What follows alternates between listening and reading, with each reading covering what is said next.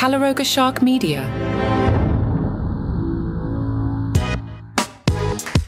Today on this program, a conversation with comedian Dan Bublitz Jr. We talk about the industry, Pete Davidson situation, Seinfeld, Mulaney, and whether or not Dan will have his own celebrity bourbon. We'll get into that, and I'm laughing here.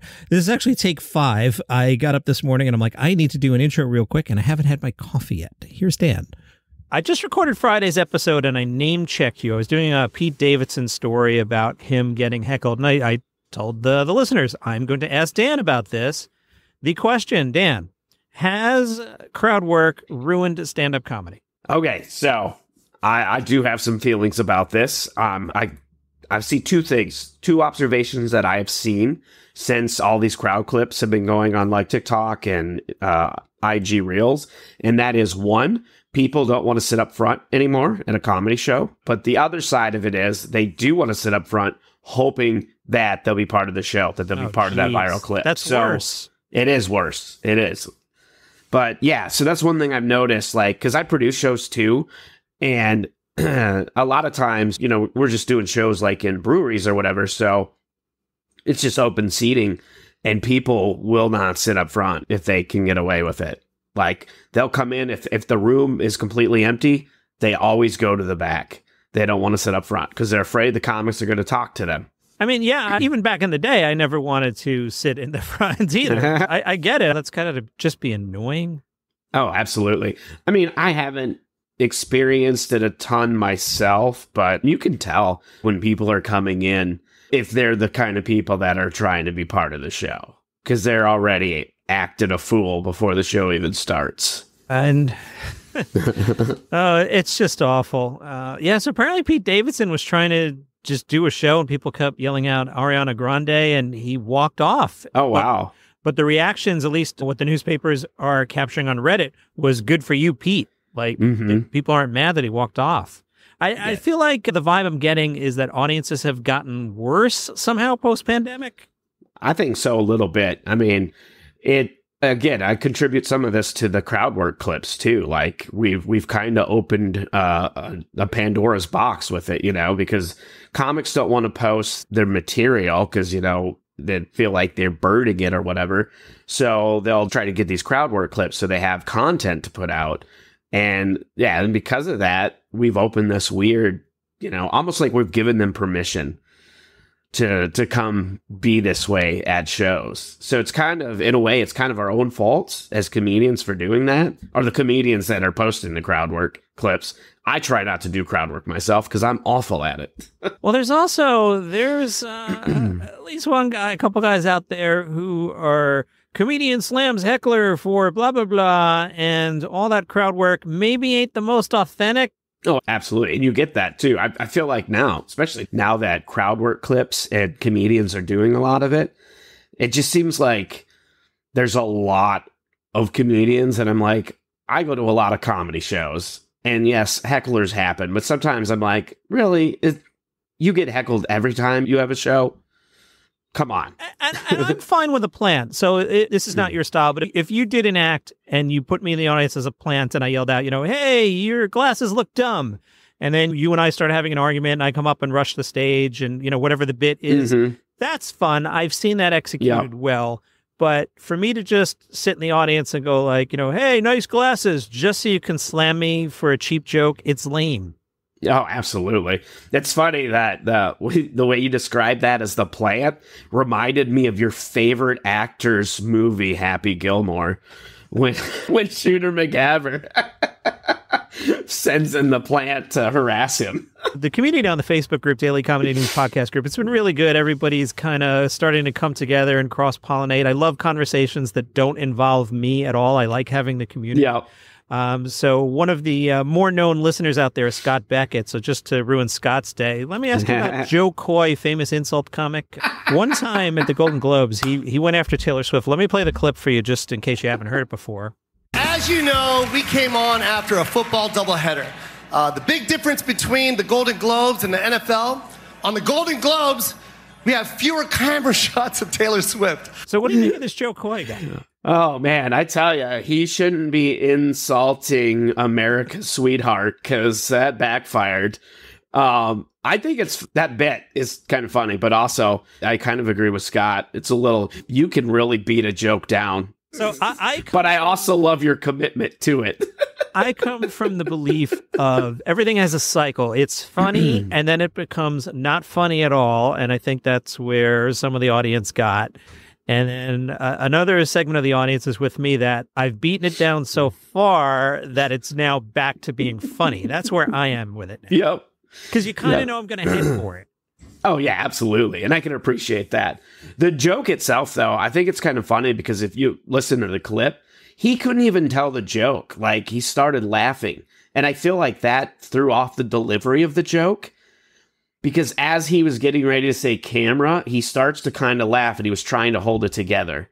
And he also says Golden Globes. Yeah, yep. Like he was fumbling over his words. I was almost like he was too nervous to do it, but I don't know.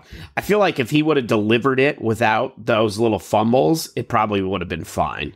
And also, putting the bit aside, as I've said on the pod, if Taylor just smiles at it and goes, ha, ha, then it's fine. She iced him, and I don't think that helped. He wasn't having a great set, and I think he's a good comic. I'm okay with, some people got upset and felt that he threw his writers under the bus. I thought he was just riffing, trying to save a set and explaining like, I've had this job for 9 days. What the hell did you want? That was the vibe I got. I didn't think he was burying his writers. No, I don't. I mean, he kind of did because he blatantly, said he didn't write the stuff or whatever. But again, I would agree. I think he was just struggling because he knew he was bombing and he was just trying to bring it back. And that's sometimes that happens when you're on stage and it's not going well. You're just reaching for whatever. You're trying to find that life raft, Do you keep in your back pocket like in 90 seconds that you just know works that you just don't use otherwise? No. I mean, what I usually do is if I'm doing some jokes and they're not going well, I'll try to switch it up because I do have jokes that are proven and I know will probably work. I don't necessarily save them for just in case. I mean, at some point in my set, I'll probably get to them, but I might change the order. Like I might have it planned that I'm going to do these jokes later in my set, but early on, my jokes aren't hitting. I'm going to switch it up and I'm going to go to this stuff that I know will work to try to win the audience back. So I'll do an audible on the order. I remember back in the day when I worked with Jim Brewer, I used to love watching him in front of crowds because he would look out and you could see his brain going, all right, who's in front of me right now? I remember one time we were at the auto show and he's like, right now it's dads with young kids. And he kind of switched off his stoner goat boy act and went into his family material. And it was just great to watch him to see who's in front of me. What is this group going to laugh at? And let me go there. Yeah, that's why I think it's important to, a lot of comedians probably don't want to do this. They'll go hide in the green room or whatever. But I feel like it's important to kind of watching as the audience is coming in and just kind of observing because, reading the room and watching the comic before you so you can kind of get a sense of who is this audience? Because then if you need to adjust, you can. And you want the guy before you to do well, right? You're not like... Oh, yeah. No. I'm saying watch. Up. Yeah. You do want them to do well. I'm saying just so you can observe the audience, because then you can see what's working, what's not when you're watching the other comics. The other comic might be, doing millennial jokes, and the audience could be boomers, and they're just not going to connect because it's not relatable or whatever. But, you can get a pretty good read of the room and the audience. So then if you need to adjust, you can do that. And that's because that's kind of what I do. Like, I know that some of my jokes aren't going to work in some situations because I'm pretty nerdy. I do some nerdy material. And I know that my preferred audience is my age plus or minus about 10 years. I really reached that Gen X audience, but I can perform for all audiences, and still be funny. I feel like lately I've been, maybe it's the amount of specials and watched them all at once. I feel like I've been analyzing comedy a lot more than I have in a few years. We definitely used to do this back at Sirius, and I've talked about this before. I remember seeing someone, I want to say maybe it was Posehn, and I felt like I could see the matrix of the premise based in fact, premise exaggerated, thing that never actually happened, but it's funny, callback. And I was sitting watching a set going, I can see this happening. Lately, I've been on a run of noticing things that sound like comedy. So I'll just do like and I'm not a comedian, as I always bring up on the pod, but I'll bring up like a Bob Hope style joke of like, hey, did you see General Johnson's here? Yeah, he probably just came for the free hot dog. Like, it's not funny, but it has the rhythm of a joke. And if I dropped that in the middle of a set and I had a proper persona, that could get a laugh, even though I don't even know what that joke, quote unquote, meant. You're right. There is a rhythm to it, too. And I think that's, like you said, it's the persona or a character, because there are comics who really lean into a persona. And you even talked about this on just the other day when you were talking about Norton.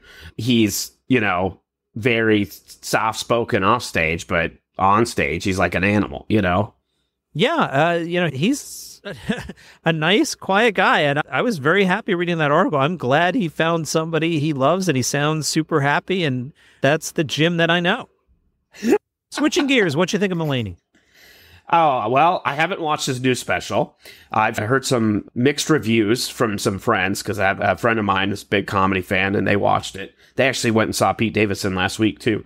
But I haven't watched his new special. But prior to that, I love his work. He's in my top 5 of comedians. Anytime somebody, they're like, who's your favorite comedian of all time? I'm like, well, that's a loaded question. We have to break this down because there's so many great comedians. I break it down into 2 categories. No longer with us, still with us. George Carlin, Richard Pryor are probably 2 of the best comedians of all time. But there are some great working comedians. For me, John Mulaney is one of my favorites. John Mulaney, Mike Birbiglia, Mark Maron. 3 of my probably tops. Did you see Mulaney's late night show? I have not. No, I'm so far behind on watching anything, it seems like. I just started trying to get caught up on Hacks season 3.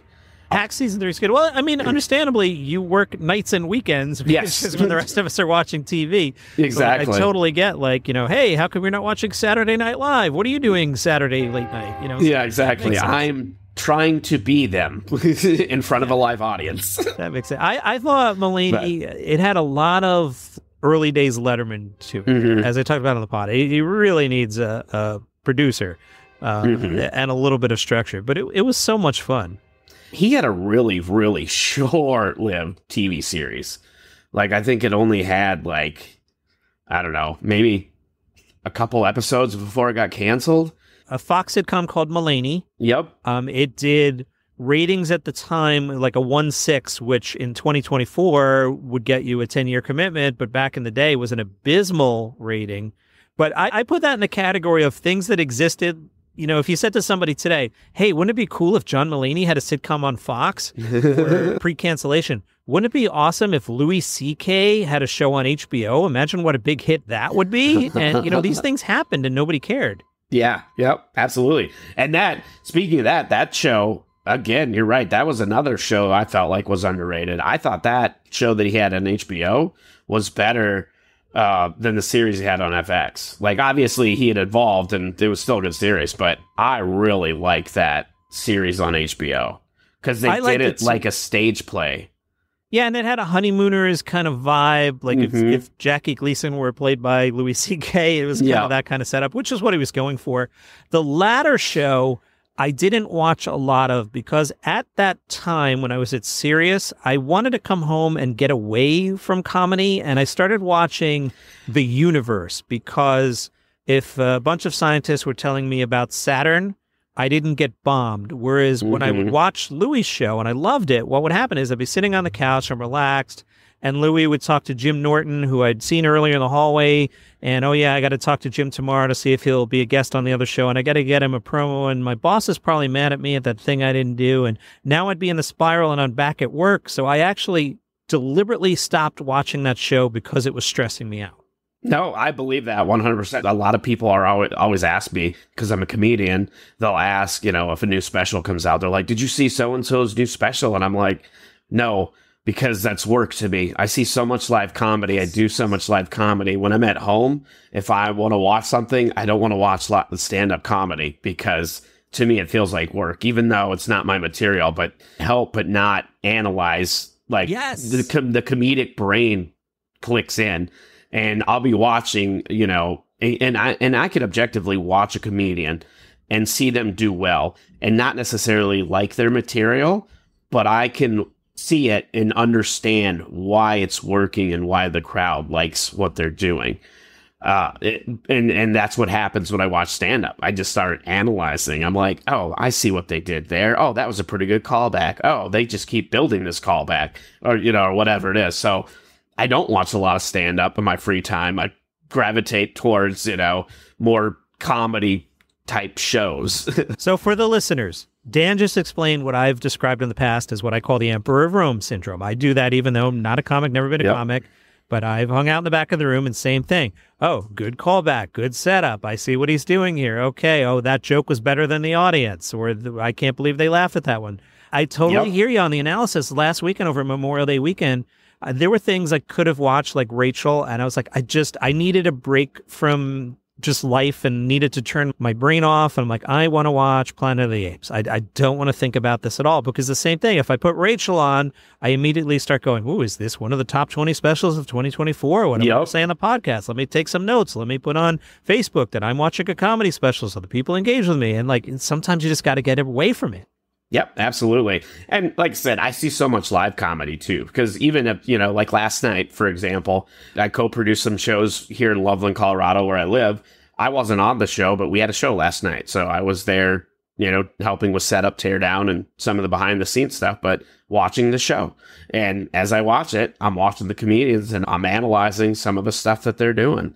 And it's hard not to like that mindset or whatever, but also I'm always watching comedy. Even if I'm not on a show, I'm probably at a show because I'm producing it. So I see so much of it live. I'm like, I don't want to watch it at home.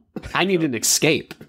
And your brain does get numb to it. It's like, it does. Logically think, okay, that was really funny.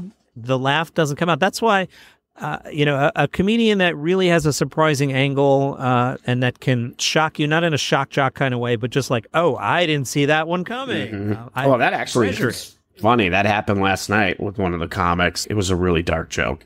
And I think it had to do with a miscarriage and a gender reveal was the punchline. And the audience was into it, but it was so dark and it was so funny because as he said it, I was walking out of the door because I was taking pictures and I go around the building instead of cutting through just the way it's laid up. And I was walking out as he landed the punchline and I was like, Jesus Christ. And I said that out loud. And there's a whole bunch of people on the street as I was coming out and said that. And then because it was like, so dark, but so funny. And I was like, I can't believe he just said that. And the audience was into it. And I even told him after his set, I was like, dude, that got me so hard. So how much producing are you doing? Are you booking nights or tell us about what you're doing there? Okay, so yeah, I co-produce shows. We have our comedy production company called Loco Comedy, which is Loveland, Colorado comedy. Also, trains, because Loveland's a big train place, I guess. But anyway, so yeah, we produce a bunch of monthly shows at different breweries and, we get hit up to do shows. And then if they work out, they become regular shows. So we have, I don't know, like 3 or 4 monthly shows that we do. And then we host some open mics here in Loveland. So Loveland is just outside of Fort Collins, northern Colorado. I think we're about 100,000 people or whatever, but there's no comedy venues in Loveland proper. We do have the Comedy Fort over in Fort Collins, but that's still like a half-hour drive. Or you can go down to Comedy Works down in Denver. That's an hour. Every now and again, we do have a big arena, and sometimes we'll get, like Bert Kreischer was just here a few months ago. At that big arena, we also have the Rialto Theater. Tom Papa's going to be there in July.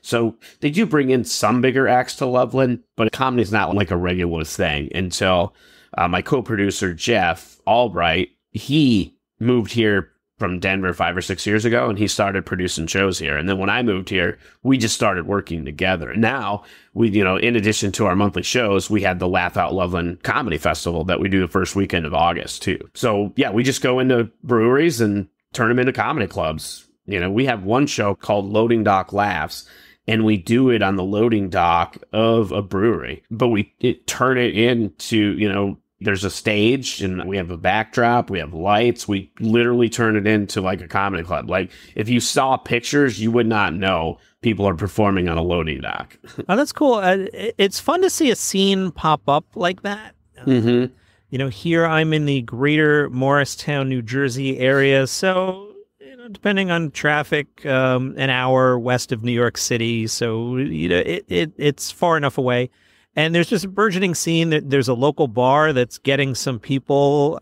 I want to play nice. I see some of the names coming to the bar, and I'm like, that person is playing this tiny little room at this bar? Really? Because that's surprising me. And then I go the other way. I'll change the details because I'm not here to hammer particular people. But somebody was telling me yesterday about a nationality-based tour. So let's pretend it's the Irish American Warriors of Comedy, something like that. Yep. And I just said, there's just no way that's good. It's just not going to be good. Let me look at, I pulled it up on Facebook, and I'm like, I don't know any of these people. And I'm not saying I know everybody, but I do put a little bit of time into this. I'm like, that's not going to be a good show.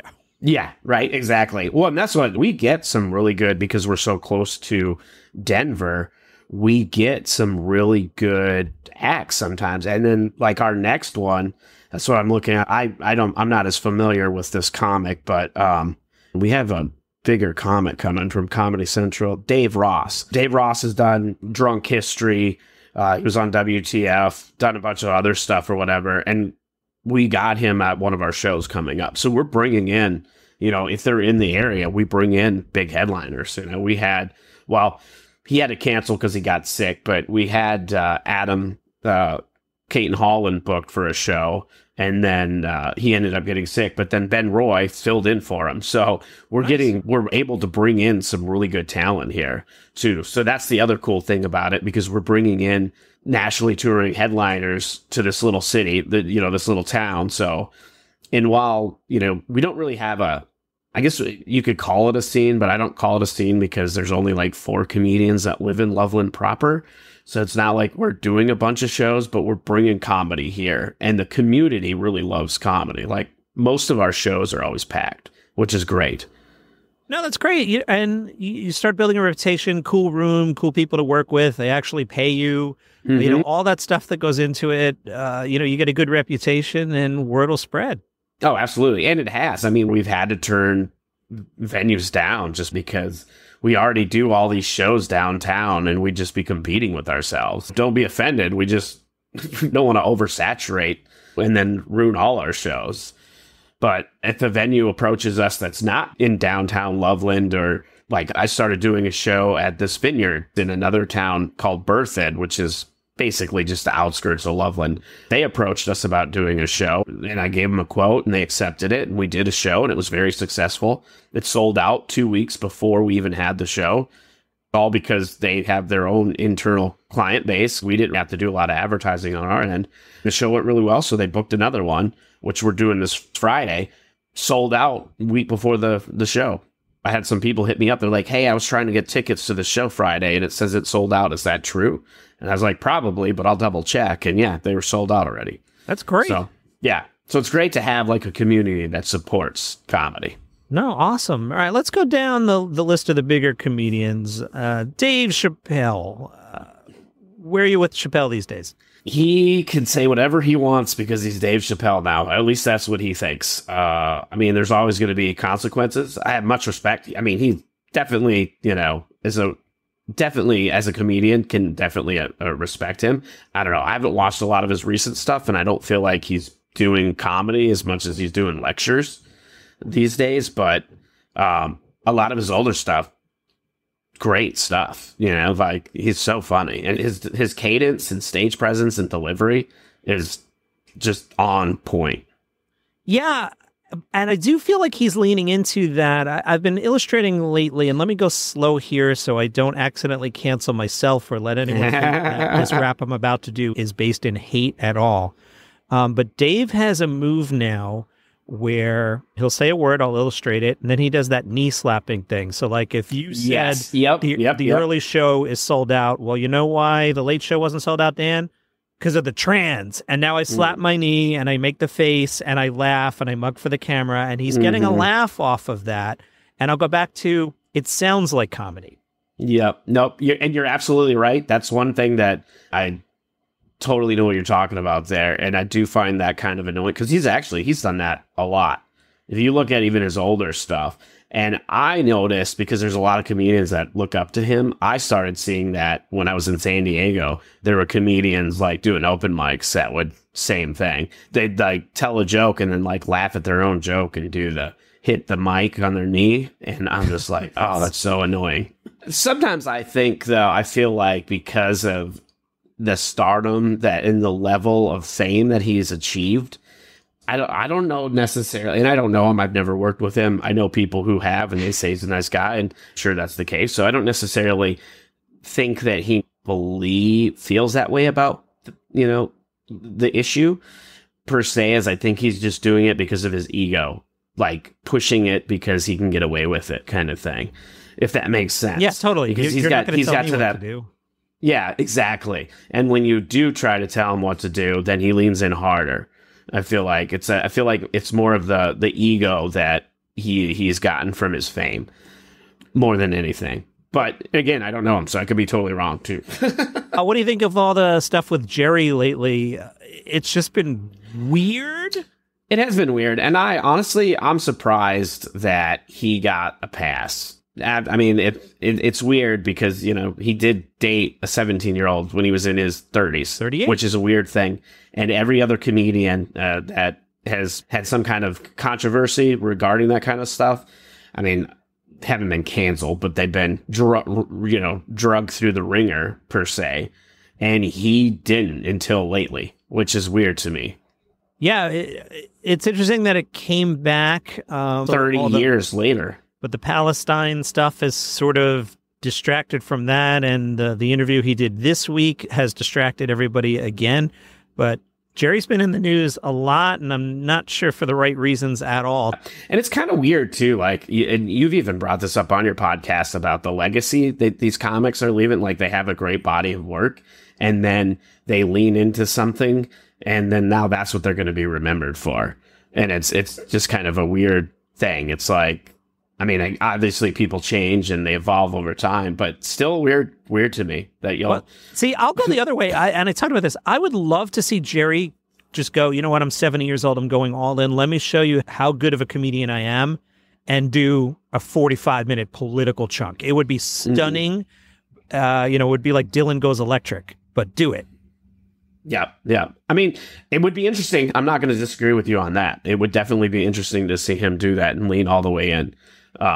But again, when they're, just these small bits that they're doing, or, interviews or sound bites or whatever you want to call them, and they kind of lean into them. And then it's like, well, now that's all you're going to be remembered for is that last thing. Like, you have all this great work and then you went and did this. You really remembered for your last thing. Yeah, it's true. That's why, image is everything, especially in entertainment. You're remembered for that last thing. Have you thought about getting into bourbon as a comedian? Selling your own? I'm a vodka guy, but... Do you have a vodka you'd like to plug for 7 minutes while I take a walk? Yeah, sure. There's a great distillery in Montana. Lolo Creek is the distillery. And it is a honey huckleberry flavored vodka. You put it with a little bit of lemonade and some ice, and you have yourself a marvelous summer drink. And I am not being paid to endorse them. That is just literally my favorite vodka. You managed to do that without losing all your coolness, like some other comedians that I won't name, but I think everybody... All right, what else is happening in comedy? Who are you seeing out there who's good? Oh, man, there's so many good people. I think the last time we talked, I probably mentioned him too, but he just keeps getting better and better. Zoltan Kazas is so funny, and he just keeps getting better and better every time I see him. If you don't know who Zoltan, do yourself a favor and go discover. Probably one of the greatest working comedians today. He puts out material so frequently and just so good at it. He's gotten to the point where he can go have an experience and then that night talk about it on stage, and it's just super funny. Like, it's already a joke. And it's like, every time I see him perform or I work with him, he makes me want to quit comedy. I'm like, I'm not going to be good. He's so good. I'm just like, You can open for him. I do open for him, but still, I'm just like, oh, he's so good. I don't know if I'll ever get there. So he's one of my favorites, obviously working. Some other comics that I feel like, a lot of comics in Colorado, Denver area has a really good working scene. There's a lot of working comics here, but another comic in this area that started to blow up is Derek Stroop. He is so funny. He's been opening a lot for Bert Kreischer, John Christ, and Nate Bargatze. but he himself, so funny. I saw him at the Comedy Fort before, like when I first moved here, and I was just like, wow, this guy is hilarious. He's just got like this, because he's from, I think from Alabama, Arkansas, I don't remember which. He's from the South, but so he's got a little bit of an accent, but just the way his delivery and everything, and just he kind of has like a, I don't know, like an angry kind of delivery, but it works. It's so funny. So definitely check out Derek Stroop. I've heard great things about him. I know you have to go. We'll do this more often and more frequently, but get all your plugs in. What are you selling us? All right. Well, you can find me on all my social media, dbub comedy. That's DBUB comedy everywhere. dbubcomedy.com for the website. And then, yeah, I got a new podcast that I'm doing, a couple new podcasts. I have a comic book podcast called Panel Picks, where me and another comedian, we talk about comic books that are coming out each week. And then I have an unofficial travel podcast called Drives, Drinks, and Dives, I think is the name of it. It's a long name, but it's with me and another comedian, and we're talking about our adventures on the road. And that's only a monthly podcast. Very accountant friendly. Wink, wink, nudge, nudge, say no more. Mm-hmm. All right, man. I will let you go. This was a pleasure. Thank you. Thanks for having me.